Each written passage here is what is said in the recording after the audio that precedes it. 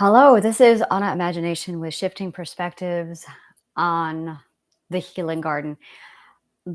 I say shifting perspectives, and I'm not quite sure where I'm going to put this. I do this a lot where I'll start up a video and I'll go, what mood am I in? What audience will I be catering to? And this is something that I've been going on about for, well, since the beginning, is I am a lot for some people. And that is fourth perspective talk to say that some people don't like nonconformists. And I am so outside when it comes to dichotomy that I've reinvented dichotomy.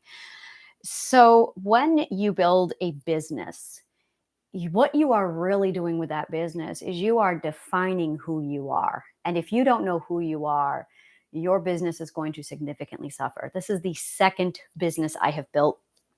I actually had a third, this is actually my third business, but the second one, it was more of my own personal thing. And I put it together and I did it and then I did nothing with it. So I really don't count that second one.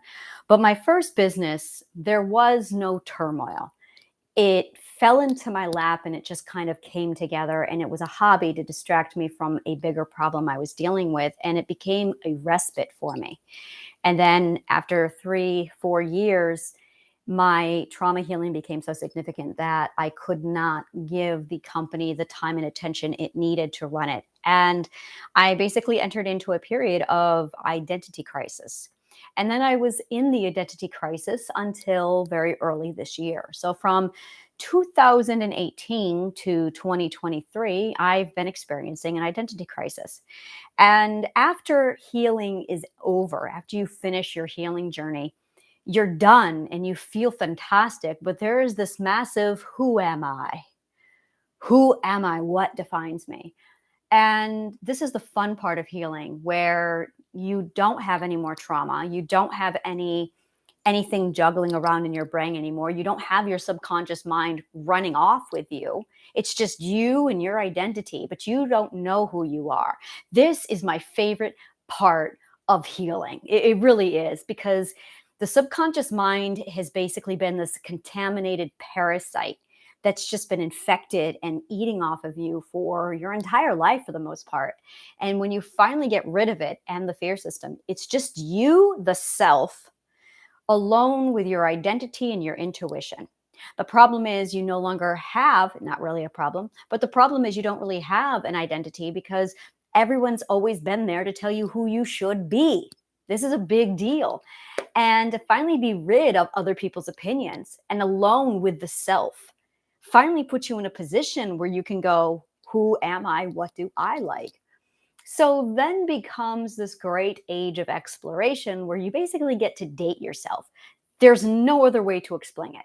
You get to date yourself.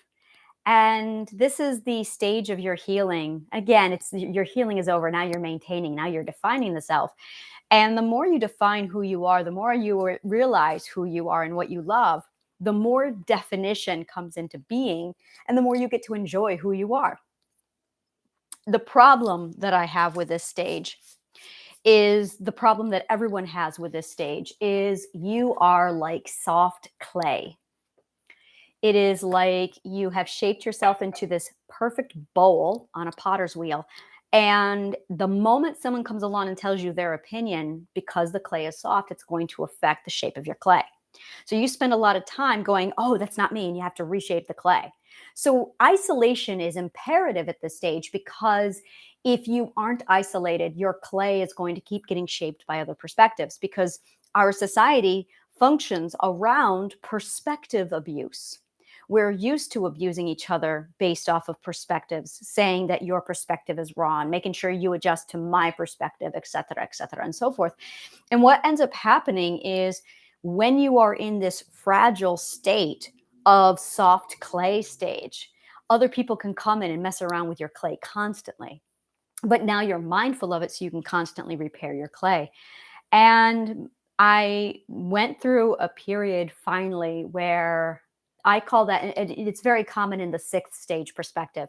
The sixth stage perspective is very mindful about everybody's opinions. They understand that their ethical choices, your ethical choices, affect other people. So you believe that you go the extreme, making sure everybody's opinion is heard, making sure everybody gets a chance to speak.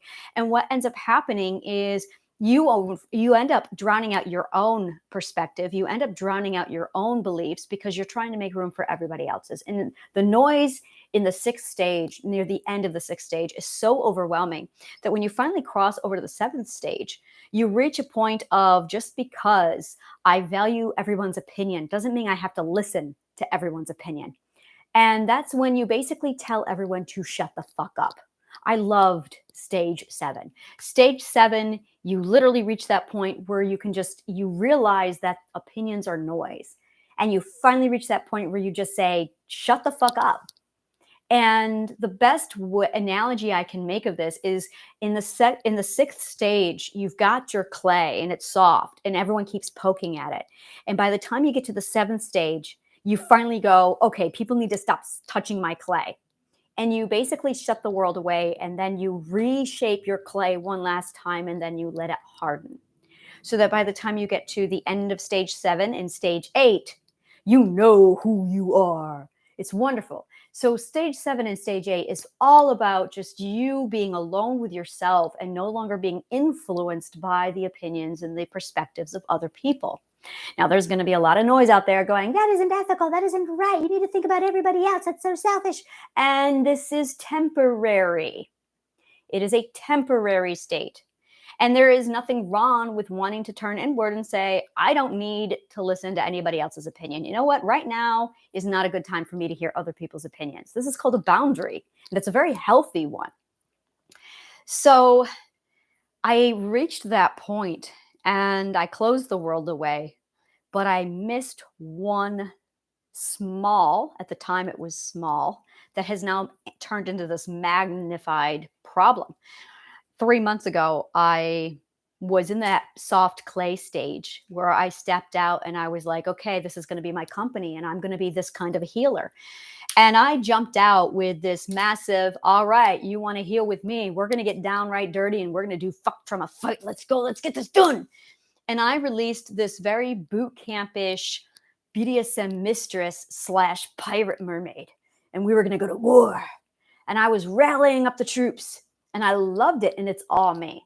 But then this one person, almost 5 minutes after I posted this one follower scolded me. She jumped online and she went, you are impatient. You need to give people space. You need to slow down. And I was so ashamed. I was so worried that I had hurt and offended other people that I immediately just shrank. And then I forgot about it. But I continued to build my business off of this shrinking. And I had forgotten about it. And I continued to build my marketing and my strategy all off of this one random person's opinion. So now here I am, and it began as a 1-degree shift. But over time, the 1 degree expanded, and now I'm 150 degrees off of my destination. And my destination no longer reflects my destination. Now my destination reflects her stupid little opinion from 3 months ago. And yeah, I'm saying stupid little opinion because in my world of perspective, where I am in my stage, it was a stupid little perspective. And I'm breaking my own code and I need to not say stupid anymore, but it really applies here. And I'm ethically arguing with myself and I will deal with that later. Right now, my point is, I had to make this massive adjustment to shift everything all the way back over to get it back on the right heading. I have to make sure that my business is always pointing to my true north, and no one else can define my true north. And this is the truth for anybody. Whenever you go anywhere, whenever you do something for you, you have to point your true north. And anytime someone brings their perspective in, you need to make sure that your heading does not change, which is why mission plans are so important, which is why goals are so important. It's because you need a heading and you need to make sure you know what your heading is and you need to stay on your heading. So there I am sailing through life. I realized this morning that I'm heading in almost the opposite direction of where I want to go. And I don't like my own company because it's stuffy and it's dry and it resonates of everybody else's healing company. And that isn't me. It isn't me at all. I am a BDSM mistress with a massive passion for pirates. And I'm a psychologist with a massive philosophical background. I'm a philosopher with a psychology background. I like that title better. I'm a philosopher with a psychology background. And now I'm studying physics. And there is this expectation, six-stage perspective, where you have to conform. You have to fit into this ideal. You're going to have to market. If you're going to fit into this market and this niche, you have to be like this person. And if you want to attract these kind of people, and but the thing is, I am not trying to attract people who like conformity. I am not at all interested in attracting anyone who's a conformist. So if I act like a conformist, I'm going to attract nothing but a bunch of conformists. And now my business is something that I hate.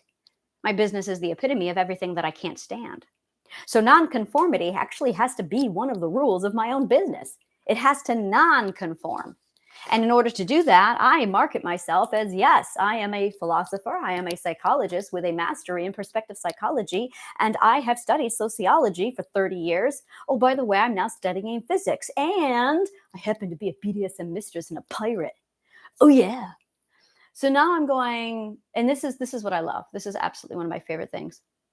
There is a moment of wisdom where you get to and you just realize that play is the most valuable thing we have. It really is. Play is the core of everything. And if you are not playing, then you are doing life wrong. And the last thing I want are a bunch of adults knocking on my door going, please heal me, but none of them want to play with me. Yes, everyone needs healing. There's a lot of resources out there. Why me? And it's suddenly this expectation of, just because you're knocking at my door doesn't mean I need to work with you. Just because you're knocking at my door doesn't need I need to give you any kind of healing. I can only work with a certain type of people. And if I turn you out, well, to be perfectly honest, there's other resources. There's plenty of resources out there. You don't need mine. If you want mine, mine caters to a very particular type of person. So the first rule is you have to be a nonconformist. I believe that's going to be my first rule, because if you're there to conform, you really should be in traditional therapy, because traditional therapy is conforming therapy. It's actually designed to keep you managing and functioning while you conform. They're not looking to heal you, they're looking to keep you conformed. I'm not looking to do that. I am looking for healing the nonconformist who is screaming to nonconform. So I am the healer for nonconformists. That's who I am. And we start by saying, welcome. If you're LGBTQ, if you're kink, if your lifestyle is as eccentric as mine, if you're polyamory, you are my people. You are my people. Because we don't fit into boxes. That's going to be a song I write one of these days. We don't fit in boxes. We don't fit in boxes. And we are all the boxes, but we don't fit in boxes. So it's this sudden realization that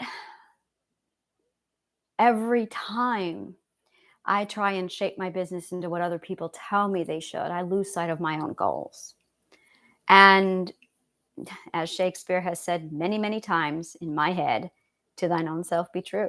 And it really, really does ring true. To thine own self be true. So if you're looking to build a business, you absolutely have to be true to yourself. And this concept that, oh, you're a professional now, you have to act stuffy and you have to be conforming and you have to be, fuck that shit. No, I can be smart and I can be awesome and I can be really epic and I can play like I'm 5. And that's my trademark. That is absolutely my trademark, is I can be both.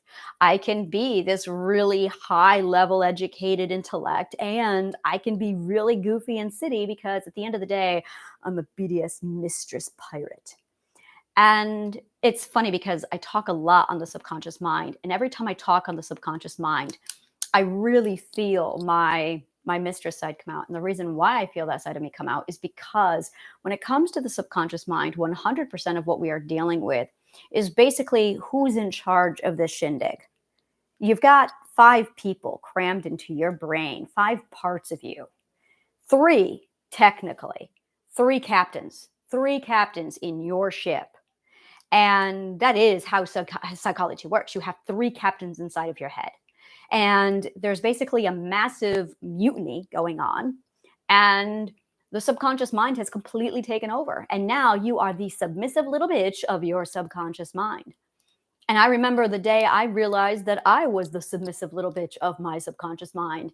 And my BDSM mistress inside of me kicked in and went, "No, I am nobody's bitch. We are going to fix this now." And I did, because I don't tolerate anybody telling me what to do, not even that subconscious mind of mine. So I became the dominatrix of my subconscious mind. And yeah, I'm going to openly talk about BDSM from now on. I'm going to openly just pour this part out of me, because why am I keeping it suppressed? So I can accommodate all the Christians in my group? No, thanks. No, thanks. I'm just going to get right down to this. So I am not going to suppress me and my identity to accommodate your comfort zone anymore. So that's pretty much my new attitude. That should have been my attitude from day one. Is I am not going to accommodate your comfort zone and suppress me anymore. If you're not comfortable here, then you really shouldn't be here. My goal, my primary goal, is to see this podcast take off. I want to see Shifting Perspectives be epic, and it will be. Like, I have plans. So my primary goal is actually Shifting Perspectives. If I had my way, I would be doing Shifting Perspectives every day, 5 days a week, and then I would be just lounging and I would just be taking in everything from Shifting Perspectives. Shifting Perspectives is absolutely one of my favorite things in life. I love it here. This is my happy place. This is my happy place. So this podcast is easily the primary focus of what work I do. And then if I had my way, I would have my Triadic Healing available for an automated system. Look, there it is. If you want it, go get it. But it's all automated. And I don't have the time to sit down and pull away from Shifting Perspectives to sit down and coach people. That's not what I like. It's not what I want to do. And I've got people who are level 2 stages, who are stage 4s going, "Please coach me." No, no, no, you don't get this. You are stage 4, so you can go get stage 4 therapists. I am stage 8. So I only cater to stage 6, 7, and 8 people. I love stage 5 people. I would absolutely take on stage 5 people. Stage 5 people are the bomb. They are epic. I love stage 5 people. So when you get to people who are stage 4, who like the day jobs, who don't have any intention on leaving their law and order and their conformity boxes, they don't get my attention. They are too conformist for me. And I think that's really it, is I'm attracting conformists. And I'm being told that I have to not be non-judgmental. Judgmental. I'm being told that I have to be open-minded and accept all. And I'll be the first to tell you, we are not this. We are not superior. We are not. There's no hierarchy. I'm not saying I'm any better. I'm definitely not saying I'm worse off than you. What I am saying is my material is not for you if you're a conformist. You are just not my demographic. This is business. You are not my demographic if you are a conformist. And that's really needs to be the new message, is my demographic is the nonconformist.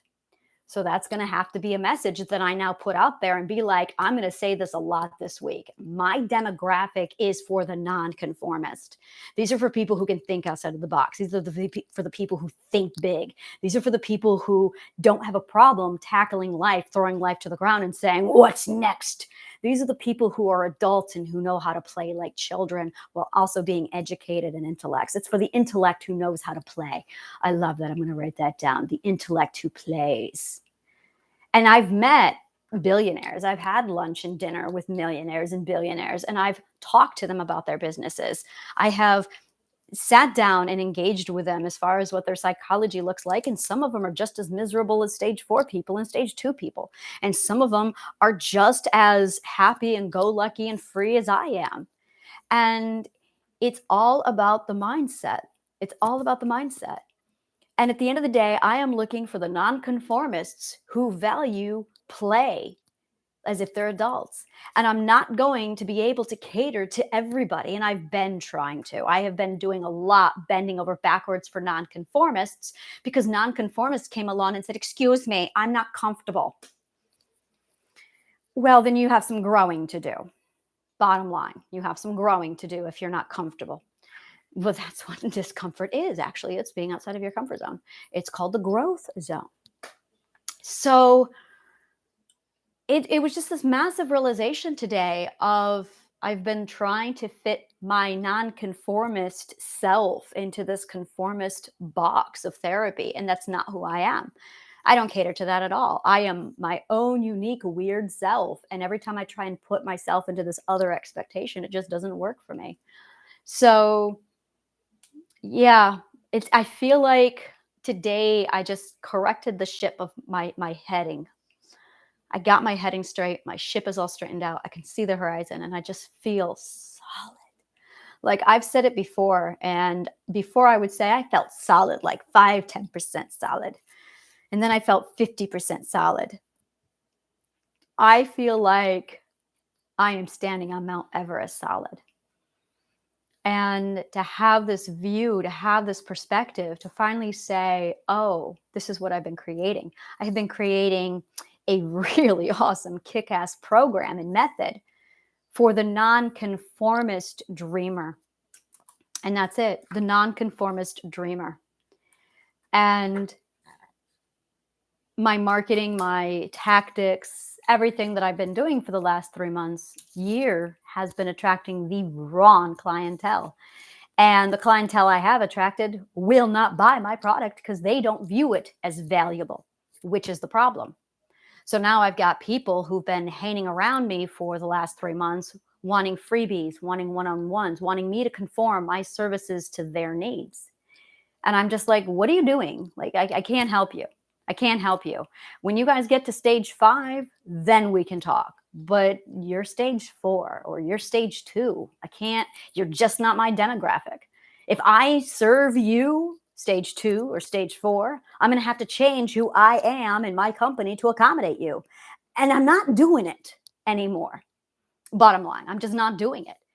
And it feels really good to finally put my foot down on that and say, yeah, no, I have to choose a demographic and you're not it. And I'm not going to feel bad about that. I'm going to celebrate that because I'm not for everybody. And that's it. I've talked to other business owners about this, and there are actual master classes and lectures that business owners give other people. You're not for everybody. And it really is that encompassing feeling of, "Oh, I'm not for everybody." That's such a relief because there are some people out there I don't want to be for. Like there are some people I don't want to be their therapist. I don't want to accommodate their needs because I would have to break so many of my own requirements to accommodate them, and I would get little to no return. And the more I feel like this, the more I feel the shackles of expectation come off. Oh, see, this is gone now. See, I feel so good. And I feel the shackles of strict conformity just fall off of me. And now I'm going, all right, now let's talk BDSM. Let's talk about the psychology of BDSM and control and authority and power and how we can put it into your subconscious mind, because that's what you're going to need to get your subconscious mind obedient. Like I would love to sit down, put on my corset and my gear and just go to work and be like, yeah, this is who I am. This is absolutely who I am, and I don't hide it. I'm not going to hide it. You should see my whips. But it's this sudden understanding of, and it's funny because when I created the Devil's Dungeon LLC, it's actually mine, the Devil's Dungeon. You should see it. It's fucking kick-ass. When I put together the Devil's Dungeon, it was with this concept of, okay, I'm going to have to take my BDSM mistress and just cram her into this little corner and pretend that she's not there. And she's going to be my dirty little secret. No, she never did well in the corner. And I realized that the only reason why I was hiding her to begin with is because conformists were uncomfortable with her. And that's it. Conformists are not comfortable with her.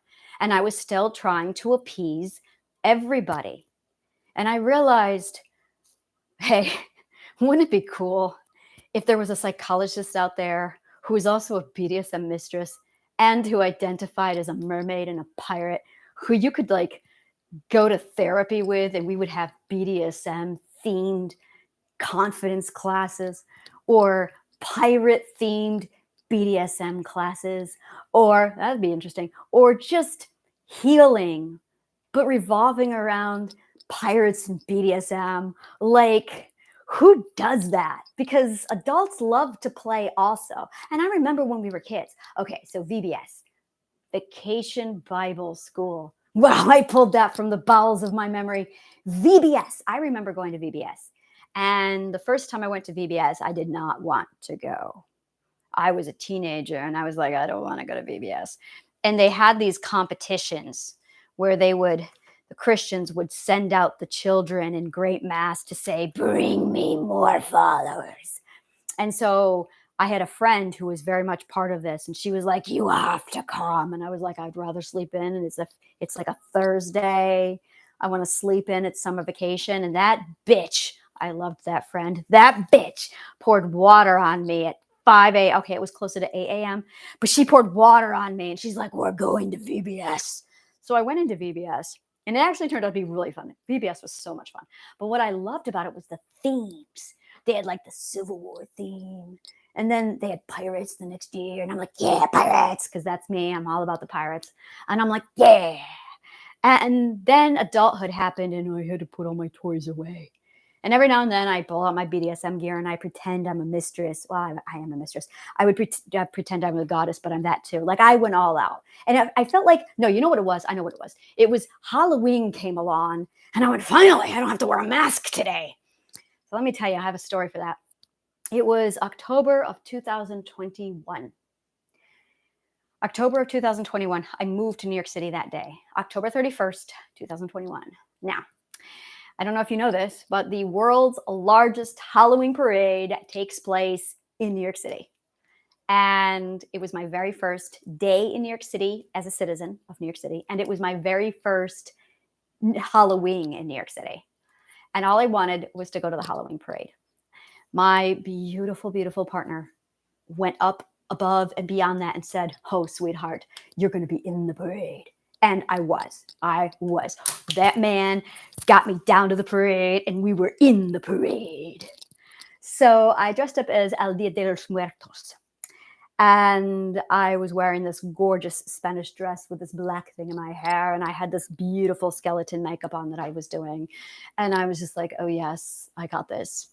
And then the next day we went to a Halloween party and I did the whole, what am I going to wear? And I had my BDSM gear with me. That's all I had at the time. So, and I had just done El Dia de los Muertos. So I was like, all right, I'm not going to put that on again. So instead, I put on some of my corsets. I got my mistress boots on, and I changed my clothes maybe 5 times. And he was like, "What are you going to wear?" And I went, "I think I'm just going to go as myself. I've had to wear a mask every day of my life for 40 years. I am now in New York City on Halloween. I'm not hiding from anybody. I'm not wearing a fucking mask. I'm going to go as myself. I'm a BDSM mistress tonight." So I didn't hide it. I went out. It was the very first time I went public. No mask. I just went as myself. It was very, very amusing. This is what I got from people. First, it was what are you supposed to be? What do you think I am? And then they did this whole Indiana Jones, because I own a bullwhip.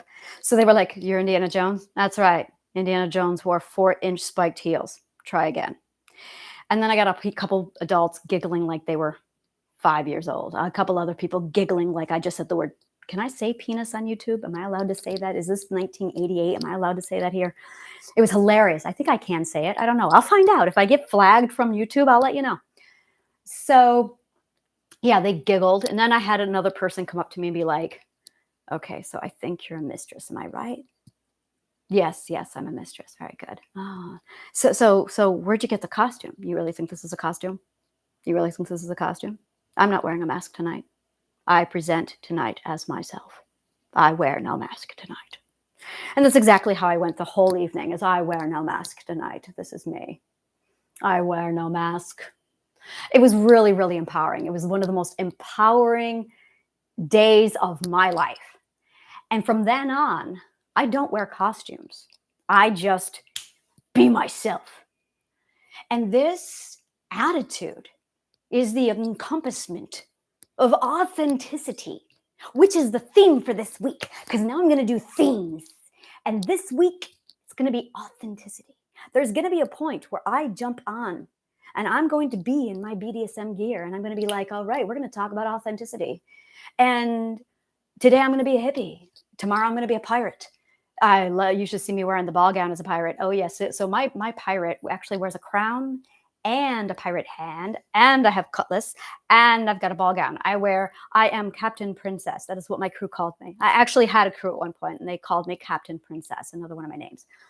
And yeah, I might show up wearing my ball gown, but it wasn't anything more than just liberation to celebrate the authentic self. And it's something that we don't do, especially as adults. Especially as adults, we just don't do this. And it was infuriating to not be allowed to do this as adults. And we have forgotten this part of ourselves. So, and this is what we're doing here. Like the whole thing is a revival of the identity. Imagine trying to pick out a costume for yourself, but you're not trying to be somebody different. You're already somebody different. You're trying to be who you are. So who do you really want to be that your parents told you couldn't be? Because I'm going to be the very first one to tell you that our parents are our biggest enemies. Our parents versus our identities. It is a nasty little war that took place. That's still happening. And they took our subconscious minds and they hijacked it and then they turned it on us. So then it became the subconscious mind in our parents versus our poor identities. And then it died. And that's the way it is. That's the way we're all taught. And then here you are, 35 years old, 45 years old, going, I don't know what's wrong with me. Well, you are the subconscious mind's little bitch. And your parents informed you basically through societal conditioning and the 1980s mentality with stage 4 perspective that the identity is not allowed. So you killed it. And now you live with your identity as the submissive little bitch slave of your subconscious mind. That is what's wrong with you. Would you like to get it out? Because I love doing rescue missions. I go on rescue missions into the subconscious mind and I find the identity and I pull it out and I say, there you are free. So that is what I do. I literally liberate identities for a living. That is what I do. I liberate identities from slavery. That is what I do. And I have an entire course built off of perspective psychology and philosophy and physics to get this done for you. So yeah. I mean, if you're wanting my stuff, this is exactly how it's done. Yeah, it feels really good to be me. God, it feels good to be me. And it's amazing how a small little 1 degree bit of perspective abuse will immediately trigger us to just start drifting off course. It's like, here's my course. And then she said that thing. And then it just did this. And suddenly I'm way over here and I'm going, what's going on? This isn't at all. Why isn't my business working? Because I lost my heading. Serious psychology is boring. I'll be the first to tell you that. It is dry. I've sat down and I've written dissertations. I have a couple written on my blog and on my website, and I'll sit there and I'll write them out and I'll be, oh my God, some of the most drooling work. I spent like 8 hours one day writing a full dissertation on presenting Rorschach print perspective and the perspective psychology and how the cognitive core is completely revolves around emotions and its processing with how we process and accept beliefs into our system. It's absolutely groundbreaking material and it's so dry to read. And I'm a writer and I'm sitting here going, wow, this is dry writing. Wow, this is really dry. But it's impressive, but it's dry. And it's not fun. And if you're not having fun, you're not learning. And that's it right there. And I'll tell you, I can't do it. I can't do it. I see people going into therapy going, I'm broken, I'm bleeding, please help me. And they just want to complain and talk about and vent about all the abuse that happened to them. And it's like, no. I remember one client I had, all she wanted to do was talk about her mother. And she would just lash and just talk and talk. And I'm like, no. I said, I have been listening to you say the same thing for literally 8 weeks. No more. I am not going to obey or listen to your subconscious mind because your mother, your narcissistic mother wants you to talk about her. Well, she did. No, that's the subconscious mind. We're going to talk about your identity. What do you want? Well, what do you want? And that's how I do this. What do you want? I want her to listen to me. Now we're talking. Now I'm listening to the identity. And it was just pulling her identity out of this prison. And every time she said, well, my mother did this.